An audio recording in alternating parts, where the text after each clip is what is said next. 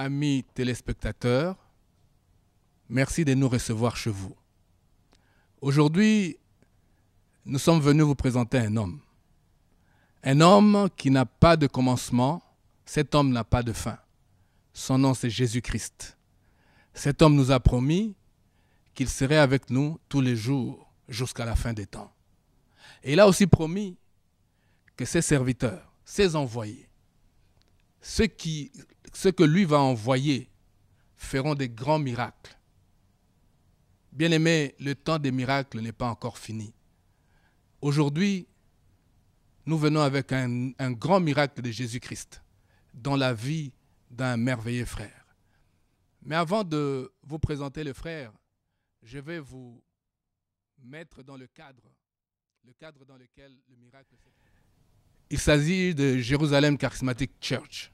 C'est une église qui existe ici dans la région métropolitaine à Washington, D.C. J'ai avec moi le porteur le révérend pasteur Alliance Chovo. Bonjour pasteur. Je viens vous poser cette question de savoir, vous êtes le responsable de Jérusalem Charismatique.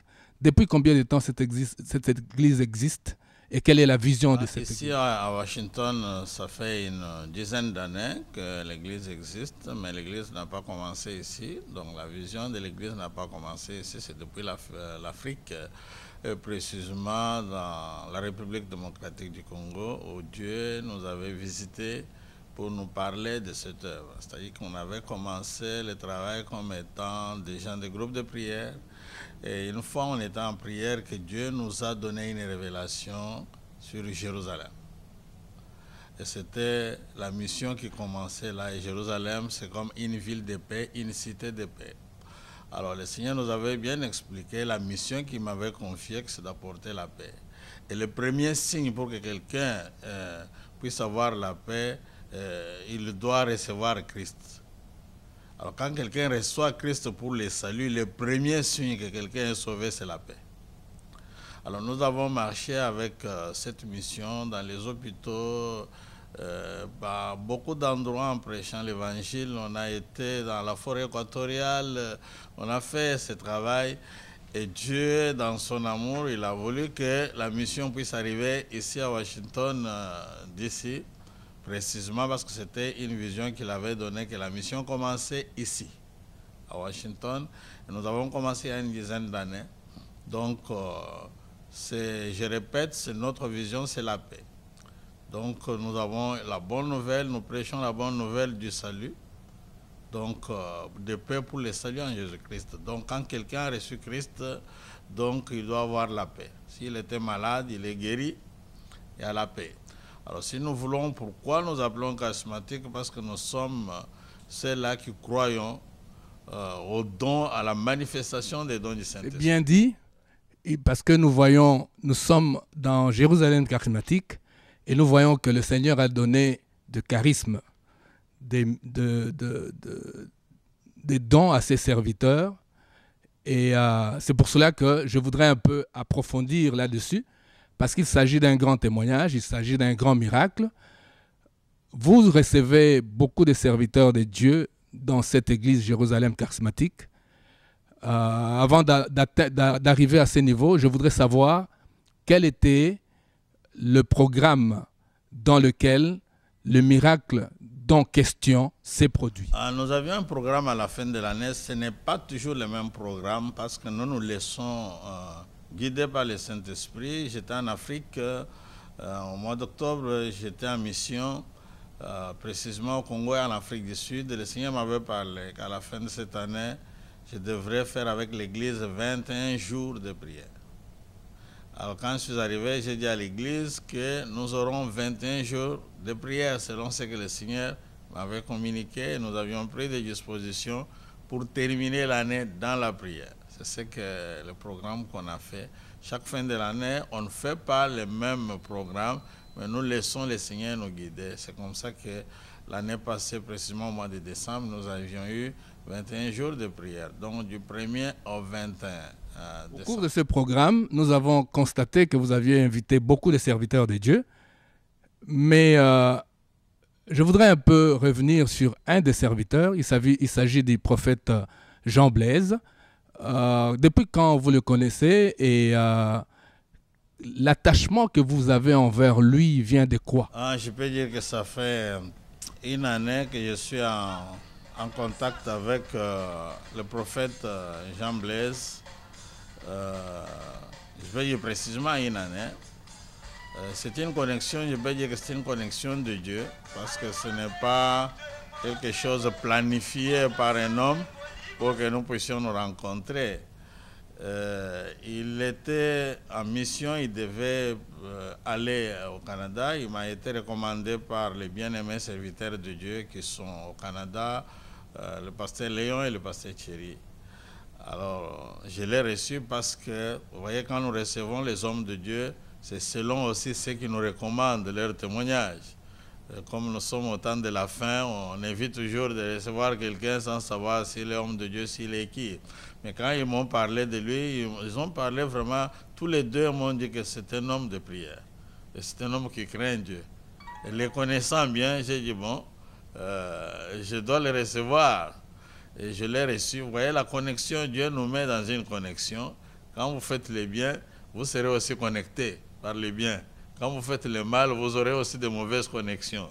Alors c'est comme ça que quand tu es venu, la mission qu'il devait aller faire au Canada, peut-être que ce n'était pas la volonté de Dieu, donc Dieu avait prévu qu'il puisse faire la mission ici. D'habitude, je ne donne pas facilement la chair aux gens, mais j'étais poussé par l'Esprit à lui donner la chair. Et quand il a prêché, vous savez, nous avons l'Esprit de Dieu. Et on a senti, j'ai senti personnellement que c'est un homme qui a quelque chose de la part de Dieu qui devait être bénéfique pour l'Église. Et on a vu les fruits de son travail, parce que dès les premiers jours, quand il a commencé à travailler, il y a eu de grandes révélations de personnes qui l'avaient pour la première fois. Et je ne lui avais jamais parlé de ces gens. Vous savez, la Bible parle quand vous recevez un prophète, et si quelqu'un, un païen qui vient là, les secrets de son cœur sont révélés, il va réellement croire que Dieu est en ce lieu-là. Quand il est venu, ne connaissant pas la vie des gens de l'Église, il a parlé des choses, et moi-même j'étais étonné. D'autres personnes pouvaient dire que je suis resté avec eux, mais c'était difficile. Parce que quand quelqu'un vient, pour qu'il connaisse tous les membres de l'Église et donner des paroles avec précision. En dehors des messages prophétiques, il a la parole. Parce qu'il y a des gens qui se limitent seulement à prophétiser, mais qui n'enseignent pas. Mais vraiment, il a confirmé qu'il a le ministère prophétique, il a aussi ce dont il enseigne, et il a aussi cette grâce-là de dire des choses de la part de Dieu.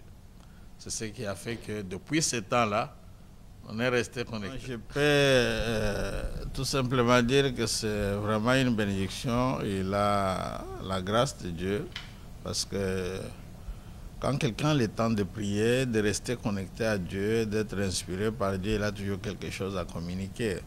Donc l'Église ne regrette pas, bien qu'à une certaine période, le diable voulait comploter contre lui, mais quand il est venu avec des paroles qui ont amené encore certaines personnes à la repentance. Pas la prophétie, mais des messages d'enseignement, mais prophétiques.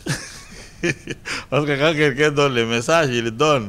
Mais il y a des enseignements où on dit ce que tu as dans ton cœur, que tu n'as jamais dit à personne.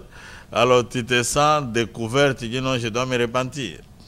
Donc l'Église ne regrette pas, parce que vous voyez vous-même que les gens sont contents de l'écouter prêcher. Les gens ne viennent pas seulement pour entendre que le Seigneur a dit, mais les gens viennent aussi pour écouter les enseignements. C'est ce qui est vraiment bénéfique par rapport à beaucoup de ceux qui se disent prophètes, mais qui ont le ministère prophétique, mais qui ne le sont pas. Parce que le ministère prophétique, ce n'est pas seulement dire que Dieu m'a dit, mais il faut enseigner la parole de Dieu. Donc, gloire au Seigneur. Bien-aimé dans le Seigneur, c'est un grand témoignage sur le ministère prophétique du prophète Jean Blaise, mais un grand témoignage dans la vie de notre bien-aimé. Ce bien-aimé pour lequel le pasteur venait de nous dire, il est venu dans notre programme de prière et il a reçu le message du Seigneur à travers la bouche de son serviteur. On lui a dit qu'il était un rescapé. Un rescapé de la mort. Et il se retrouve venant du Congo, transitant par l'Afrique du Sud, il arrive aux États-Unis et dans un programme de prière. C'était vraiment à la fin de la rencontre que ce merveilleux frère a été appelé par le serviteur de Dieu et il a reçu le message. Quelques jours plus tard, ce bien-aimé va être agressé en cours de route. On tirera sur lui 20 balles. Comme le pasteur nous l'a dit, on meurt d'une balle, mais lui il a reçu 20 balles. Mais il est encore vivant. Parce que l'Église avait prié, parce que ce qui était révélé, l'Église a pu le condamner. Je me tourne maintenant vers notre frère.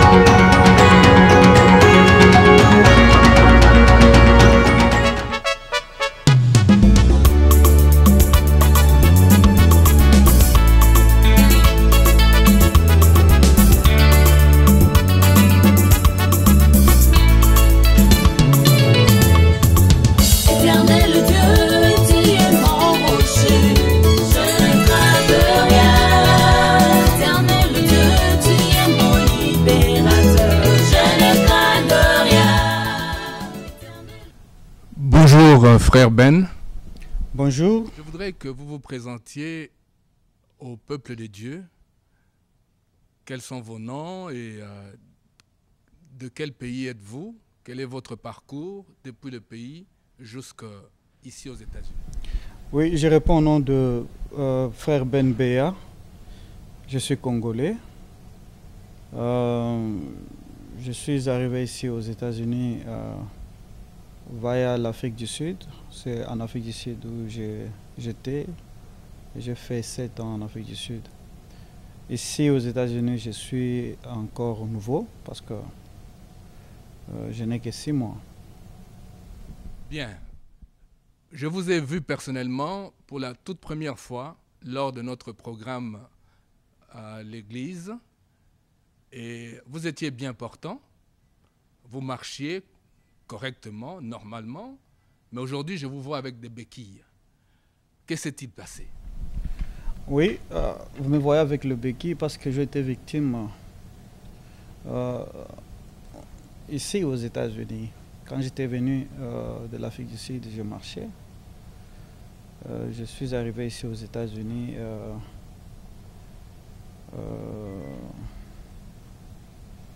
et je suis tombé victime. Mais voici, j'utilise maintenant le béquille. Revenons un peu sur le message de l'homme de Dieu, car je me souviens qu'il y a eu un message pour toi, un message prophétique. Quels sont les termes que toi tu as retenus de ce message? Oui, je me suis rappelé de la prophétie donnée. Ce n'était pas un message, c'était une prophétie. Après l'événement, parce que les jours où l'homme de Dieu m'avait appelé dans la salle, il avait utilisé les mots encore que je me rappelle bien, rescapé. C'était quelque chose qui était dans la foule, qui s'était passé. Et il m'avait pointé dans la foule, il m'a dit, rescapé, toi tu as fui la mort. Alors, il avait prophétisé sur ma vie.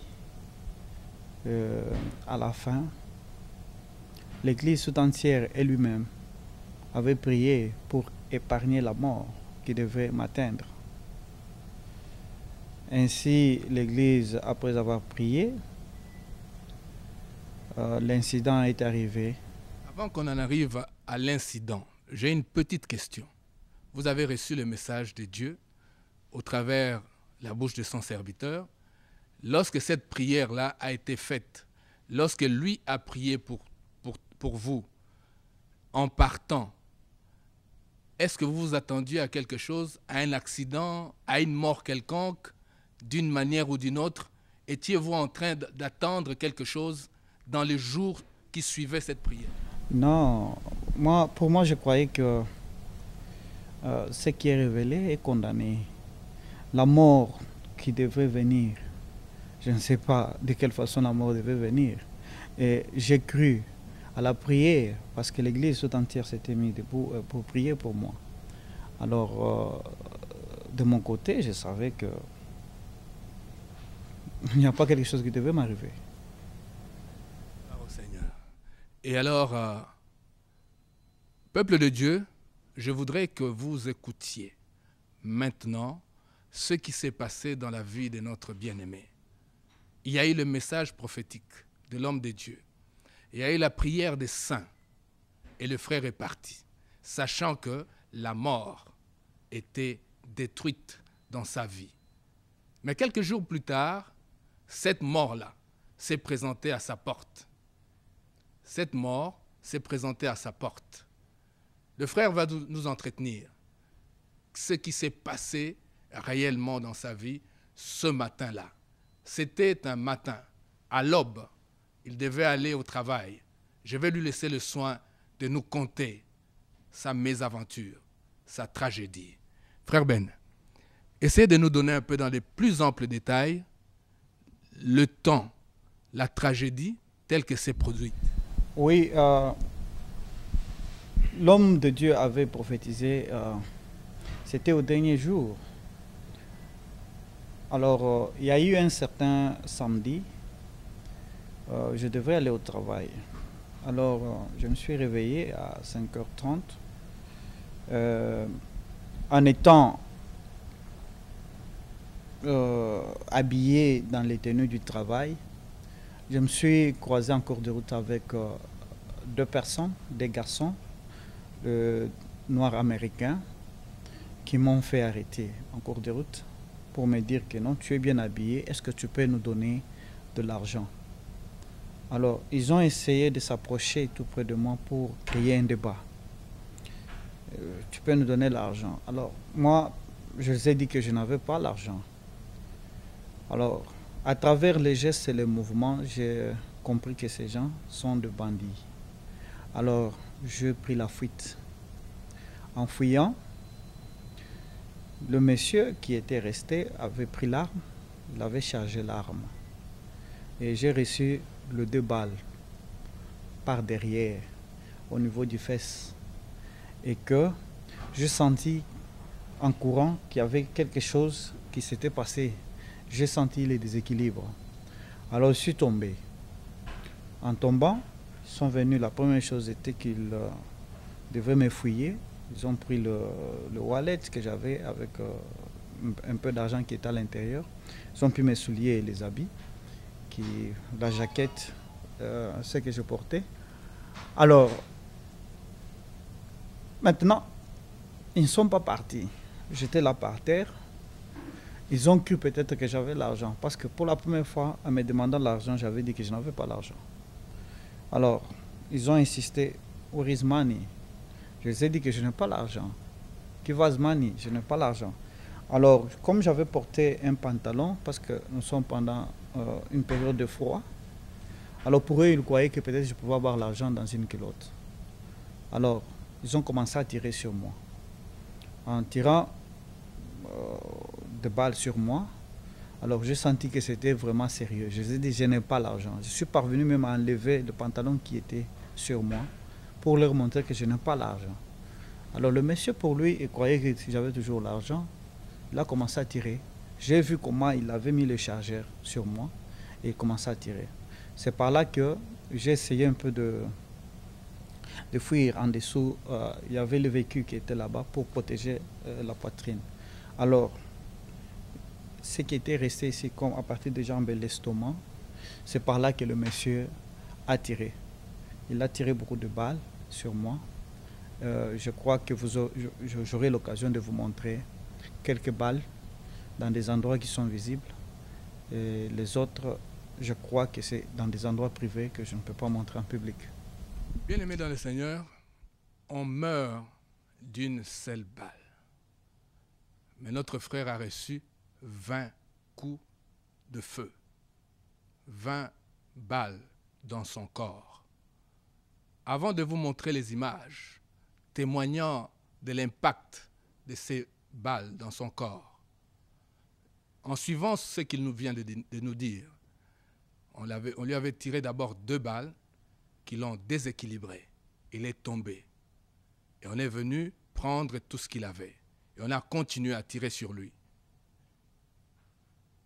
Je veux savoir un peu, pendant qu'on tirait, comment vous vous sentiez et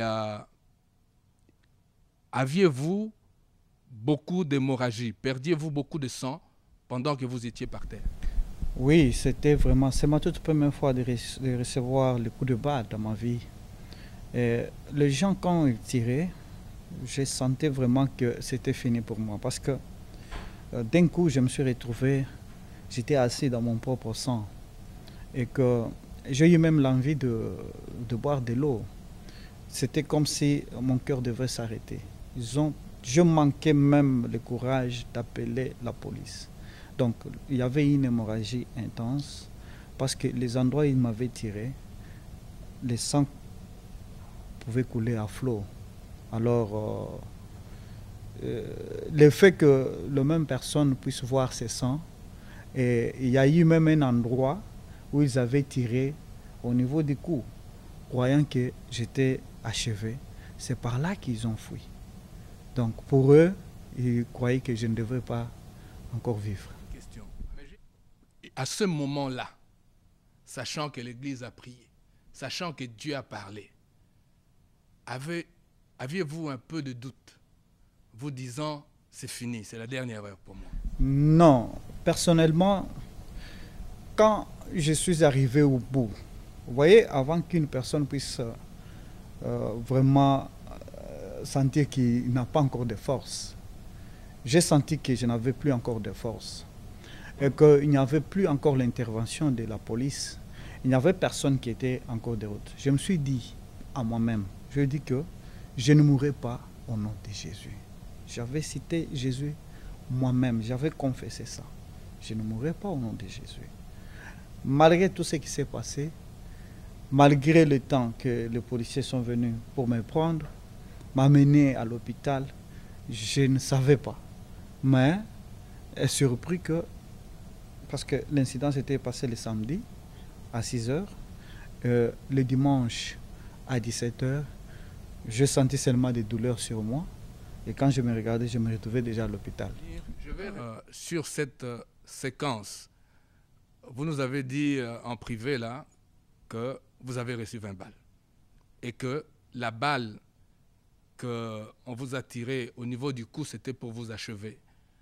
Est-ce que vous pouvez nous dire quand est-ce que vous avez perdu la connaissance? Parce que vous êtes revenu à vous un jour après. Que s'est-il passé quand vous avez perdu